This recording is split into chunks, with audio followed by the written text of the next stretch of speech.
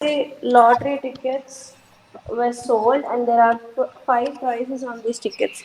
If Kunal was purchased one lottery ticket, what is the probability that he wins a prize?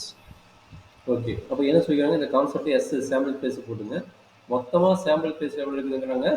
250 இருக்குங்கிறாங்க. அப்ப என் of எஸ்ங்கிறது 250. சரிங்களா? Sir. இதுல பார்த்தீங்கன்னா, prices பார்த்தீங்கன்னா எவ்வளோ சொல்லிக்கிறாங்க? 5 பிரைசஸா? Sir. 5 பிரைசஸ் வந்து குடுத்துருக்காங்க. ரிமைனிங் எவ்வளோமா? Sir, 250 total, sir. அப்ப 250னா மைனஸ் பண்ணிக்கிறேன். 5 பண்ணீங்கன்னா ரிமைனிங் வந்து 245வா? Sir, ஆனா 250ல 5 prize இருக்கு, sir. ஓகே. So, 5 prizeனா நம்ம வந்து 5/250 தான் எழுதணும். ஆமா. 5/250 தான் எழுதணும். ஆமா. So, அதானே sir probability of winning a prize? ஆமாடா கண்ணு. அதான். ப்ராபபிலிட்டி ஆஃப் பிரைஸ்ன்னு கேட்குறான். Sir.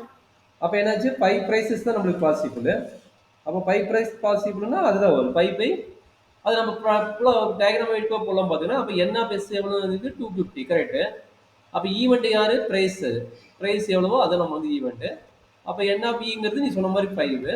அப்போ ப்ராபபிலிட்டி ஆஃப் ஈங்கிறது என்னது?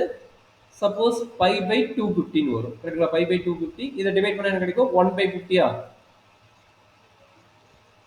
1/50 தாம்மா? அனு? Sir.